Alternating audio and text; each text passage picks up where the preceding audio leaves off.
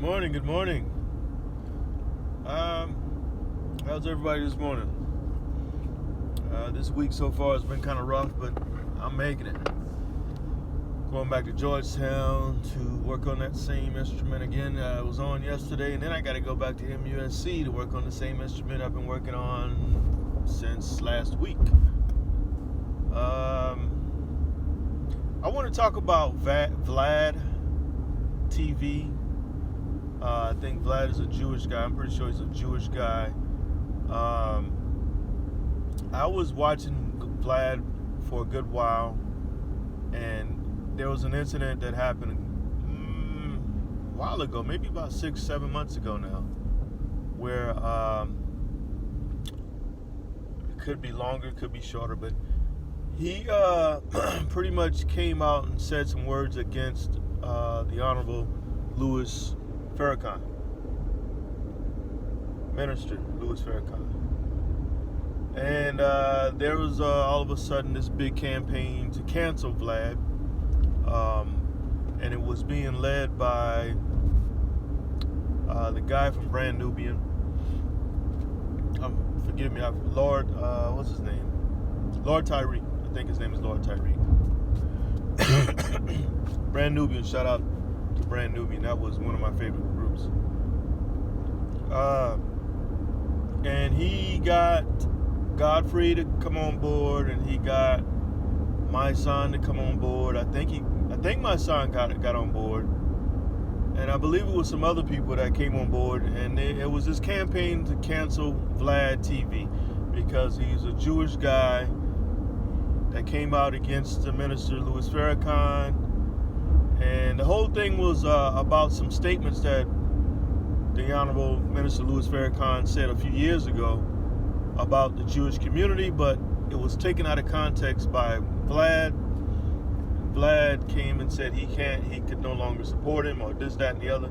Anyways, there was this big hoopla about what Vlad had said about the Minister Louis Farrakhan.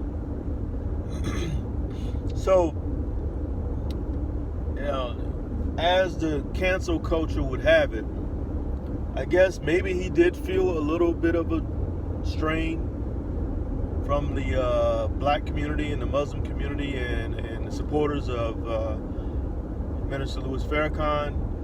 But ultimately, I think it might have been a couple weeks later, he was back to his normal views, maybe even more. And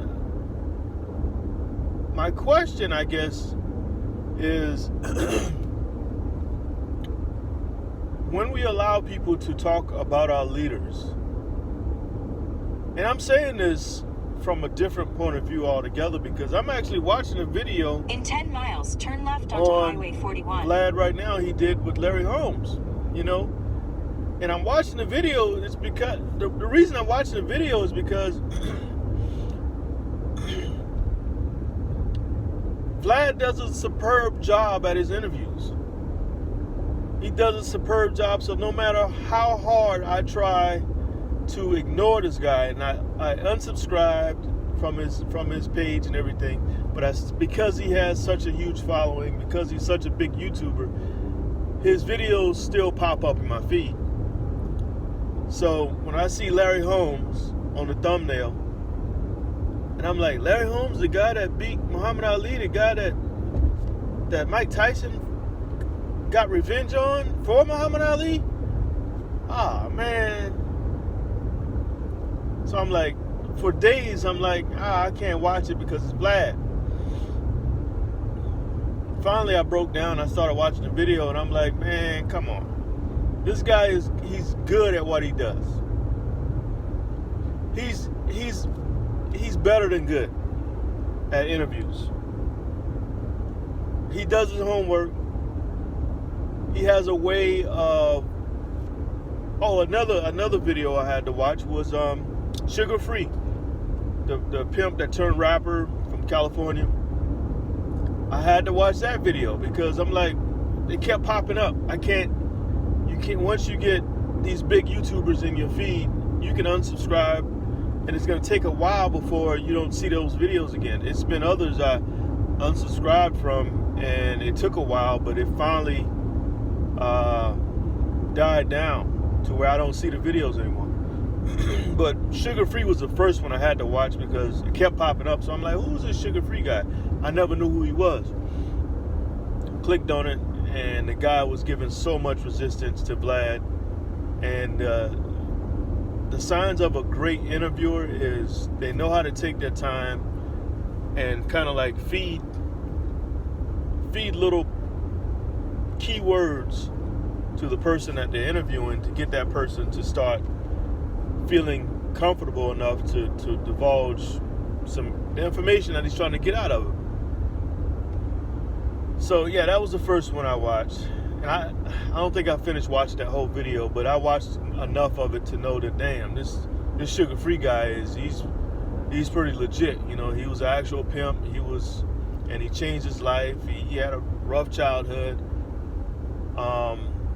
And Sugar Free he's not media trained or anything. He's just a normal guy. But Vlad was able to bring him to a point. My whole point is this. This happens a lot where someone violates the race, violates our culture,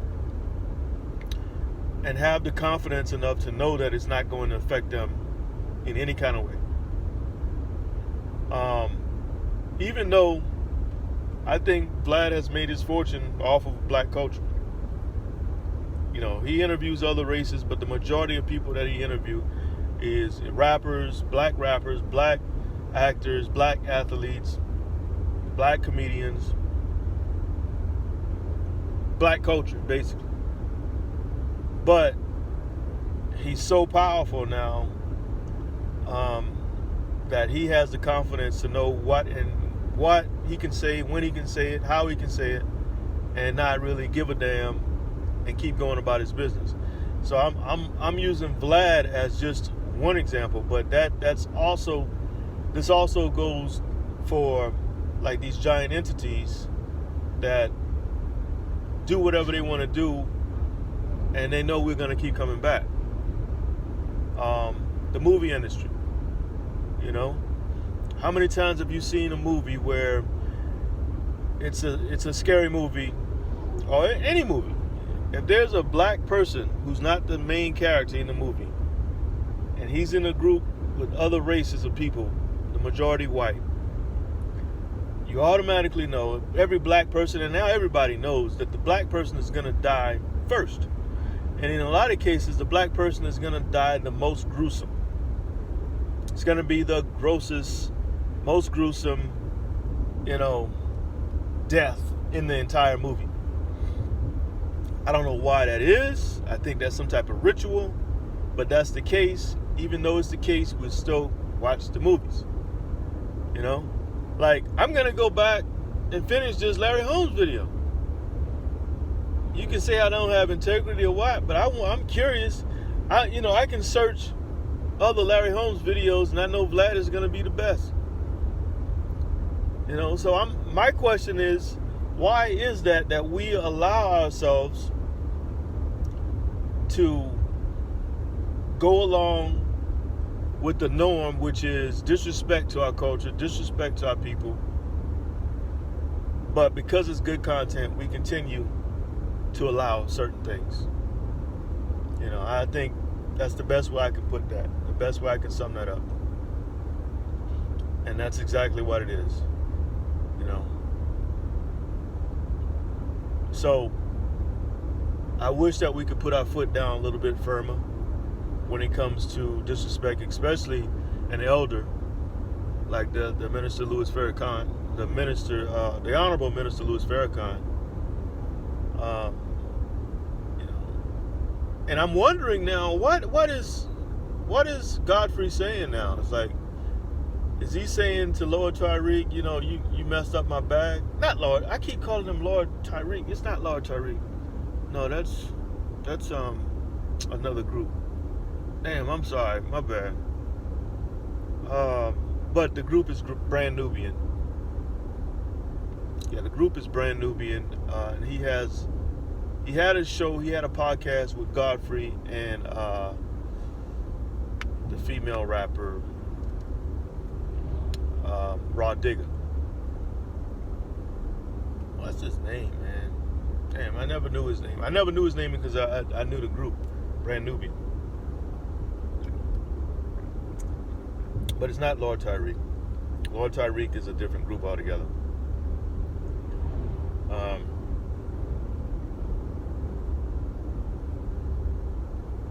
Anyways, now I'm thinking about his name. Is it Lord Tyreek? No, it's not. It's not. It could be. I don't know. But you guys, if you guys know rap, Brand Nubian, you know the guy I'm talking about.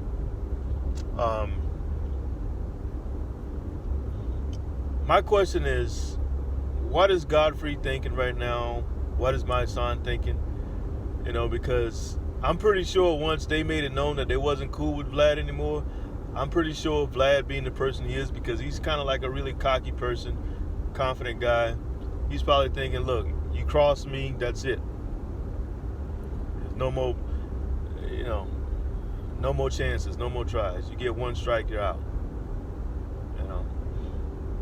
And I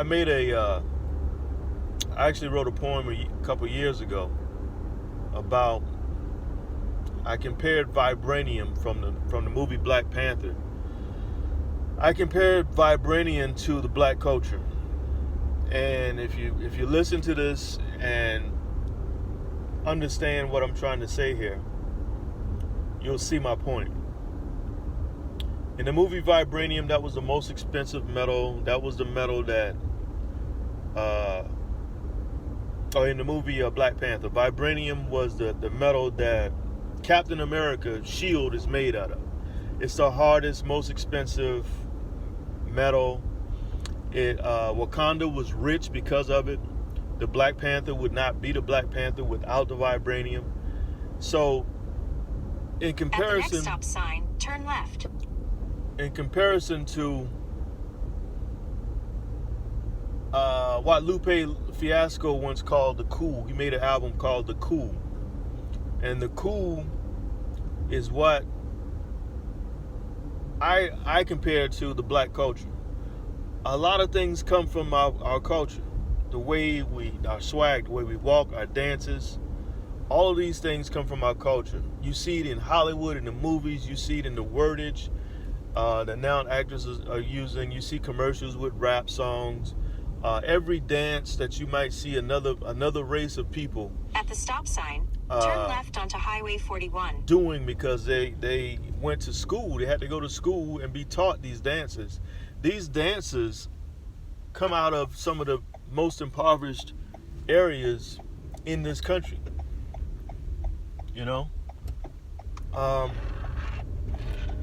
And I call that's our culture. In 5.8 miles, turn right onto St. Delight Road. That's our culture. And I believe that, you can see a lot of other cultures are benefiting from our poverty, because it's not the rich black kids that are coming up with these dances. These dances are coming from some of the worst neighborhoods in America. All of that encompasses our culture, all of it. Rap music started in the Bronx, the poor blacks and Puerto Ricans. Breakdancing.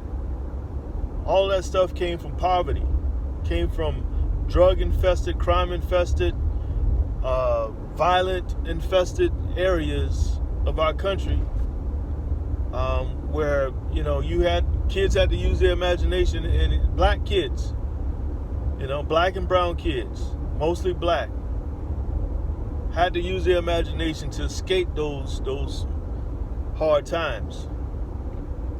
So what Vlad is doing, he's capitalized on our culture, and he's still capitalizing on our culture.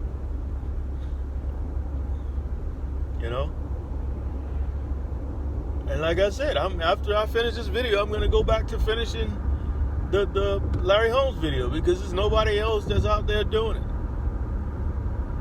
It's just one of those things. There's no real. I don't have an answer for it. I'm just telling you what I'm seeing. That's what I observe. You know, as a black man, you see it all the time. You know, somebody else come in and steal our vibranium and make all the money off of it. Shout out to my twin brother. Rest in peace, Chadwick Boseman.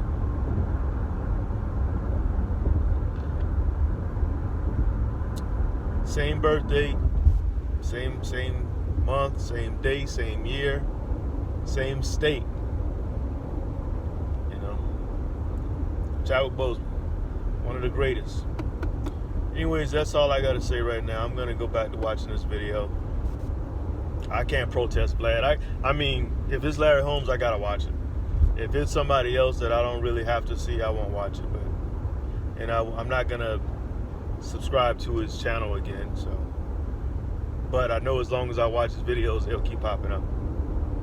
But anyways, that's it. You guys, if you like the content, go ahead and like, subscribe. If you hadn't gone to my website yet, go ahead and check out the website. You don't have to buy a book. Just go check out the website. You know, I'm asking as a friend to go check out my website. I'll leave it in the description. It is writethisway.com. I'm a writer. I write African American fiction. I have 3 books out right now. Another one I'm finishing up right now. And 1 poetry book out. So yeah, go and like the website, like the video, check out the website. It's writethisway.com. Y'all have a wonderful Tuesday, and be blessed. Talk to y'all later.